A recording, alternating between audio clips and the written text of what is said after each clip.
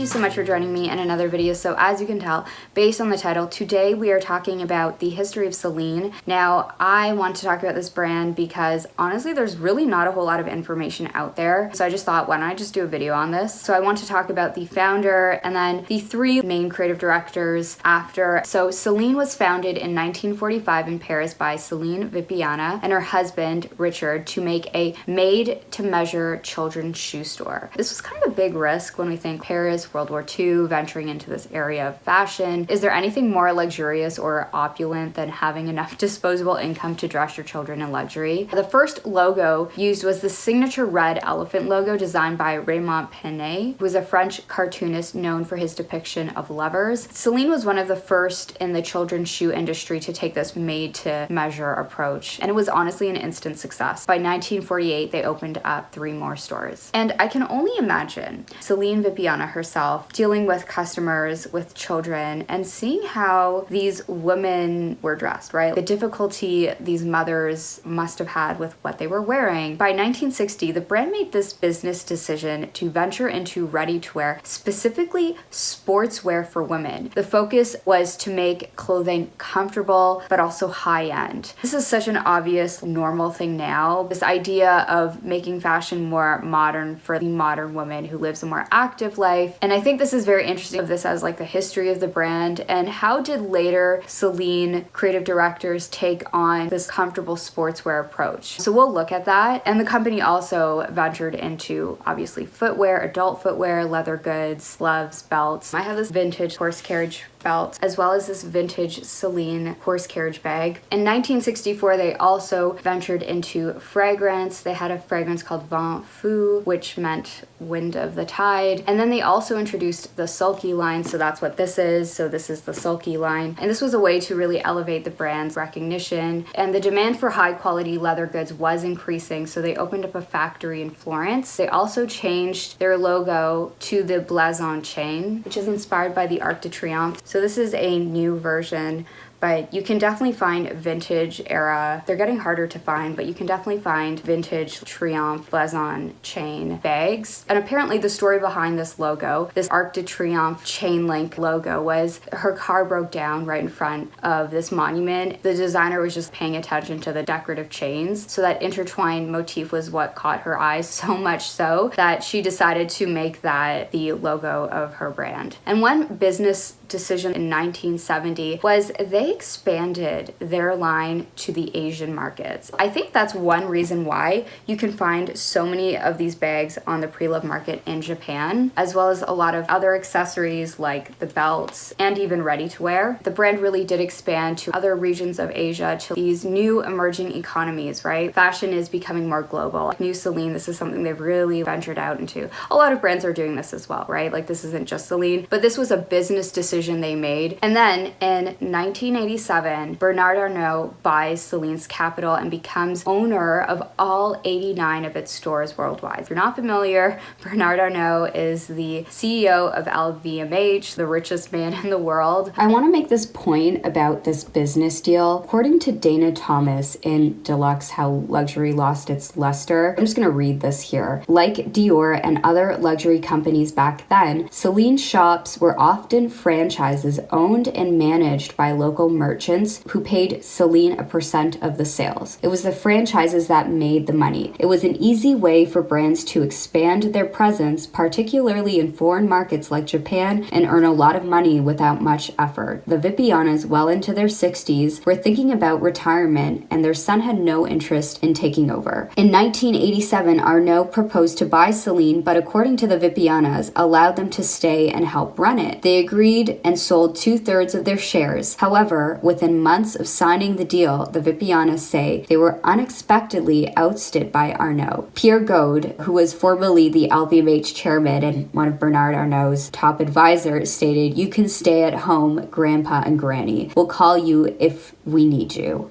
That was according to the Vipianas. And I'm just reading an excerpt here of Dana Thomas's book. And then in 1996, Celine officially becomes a part of LVMH in a deal worth 2.7 billion francs. So this was 540 million. Under LVMH, it really starts to expand its ready-to-wear and accessories collections. The following year, however, in 1997, the founding creator passes away at 84 and is immediately succeeded by none other than Michael Kors. And this was a tactic that LVMH was doing across their other brands. We saw Narciso Rodriguez at Loewe and of course Marc Jacobs at Louis Vuitton, taking emerging American designers, putting them at the front of these heritage houses. What Michael Kors brought to Celine was he took that signature sportswear aesthetic, but with like kind of this uber luxe jet set aesthetic, had a lot of these very figure slimming dresses, beautiful cashmere sets, a lot of swimwear. There's something very vacation vibes, very leisurely,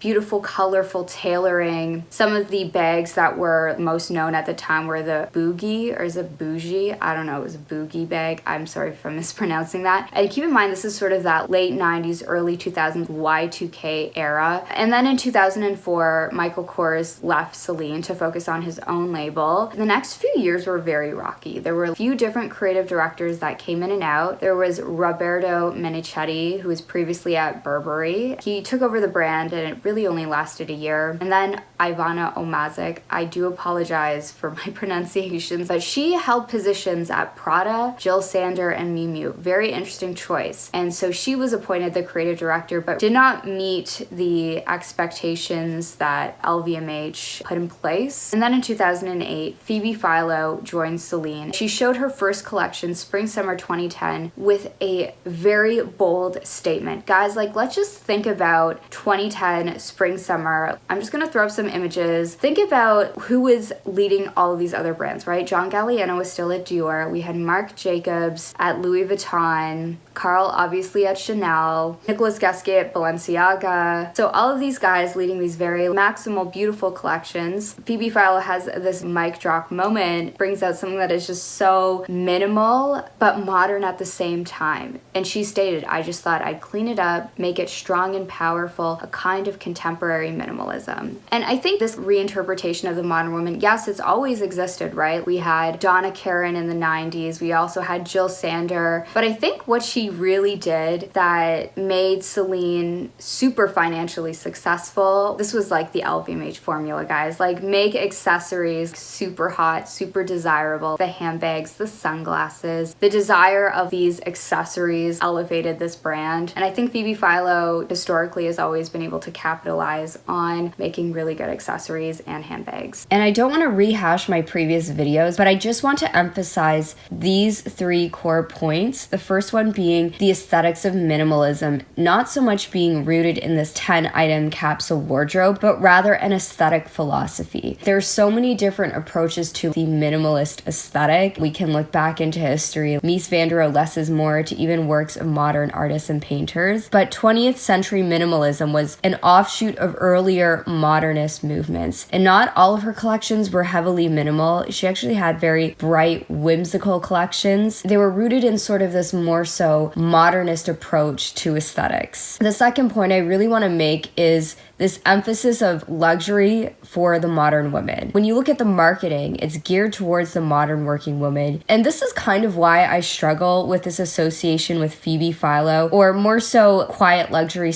/ old money. I think a lot of people are linking quiet luxury and old money together. It's sort of this implication of class. Honestly, I don't think I'm really interested in that, but I think when you look at her clothing and the way it was marketed towards women that have to work, women that have to carry these capacious bags. And sure, some of these women might be spending a little bit more than, the average working woman. The implication is that a lot of these bags are meant for women that have to work. Maybe they have some professional or managerial level role, but these bags are not meant for, you know, the ultra elite that take private jets as their mode of transportation. It's not that Michael Kors aesthetic, that vacation vibe. She did take a page from Jill Sander and Donna Karan, but she took that LVMH formula of making it luxury. And I think this also coincided with the ideology that was really booming in the 2010s, this like millennial girl boss movement. And the third point was this emphasis on comfort. This is where I think the essence of the Celine brand's DNA is really found. There's this extreme functionality, but it doesn't compromise the aesthetic. And you can probably flip that statement. Aesthetic doesn't have to compromise functionality. It just makes me think of this line by architect Alvar Aalto, who said, "Beauty is the harmony of purpose and form." And this sentiment is expressed through Phoebe Philo's collections at Celine. And in 2010, Phoebe Philo did receive Designer of the Year award at the British Fashion Awards. In 2011, she received the CFDA International Designer of the Year award. And I've made several videos on her collection, so I'm not going to go further into it. Please check it out if you haven't already. But yes, she's definitely one of the most revered designers. So enter 2018, Phoebe Philo leaves Celine, and who none other than Hedi Slimane takes her place. This was a shock for many people. Phoebe Philo was very beloved by so many women, someone that was able to really respond to the needs and desires of modern women. So Hedi Slimane, who was previously at YSL, also was at Dior Homme. He had this defined aesthetic, and it did contrast with Phoebe Philo's more relaxed, comfortable, modern woman tailoring. And I've also done a video on Hedi Slimane's approach to Celine, so check that out. If you're not familiar with Hedi Slimane's designs, they're very sleek, form-fitting. Mostly, I feel during the pandemic, he definitely did take on wider silhouettes for like interesting tailoring, oversized blazers. But what Hedi Slimane has really been emphasizing is actually the history of this brand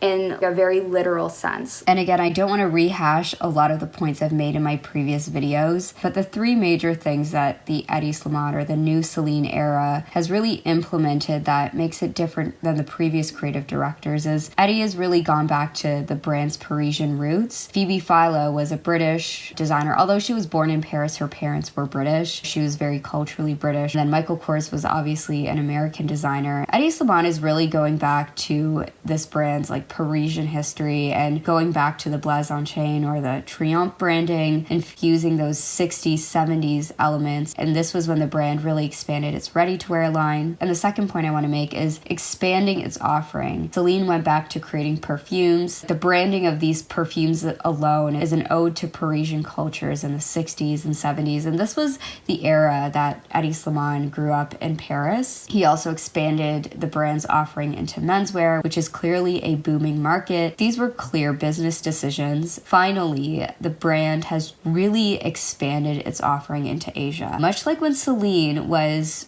earlier in the 1970s expanded its offering to Japan and Hong Kong, a lot of these new emerging economies at the time. The brand continues under Hedi Slimane to really expand into Asia with the use of K-pop and Asian celebrity marketing. And of course, so many other brands are doing this, but this is obviously a intentional business decision. And because of these business and marketing decisions, as well as aesthetic choices, right? These moves have really elevated the brand to more than double the Phoebe Philo era of Celine. I did a whole breakdown of this, so if you want to check that out. So yes, that's my video. Honestly, I could have gone even further. A lot of points I've already made have been in other videos, so please check them out. And I would love to know what you think. Who is your favorite creative director at Celine? Would love to know. And thank you so much for joining, and I hope to see you in the next one. Bye.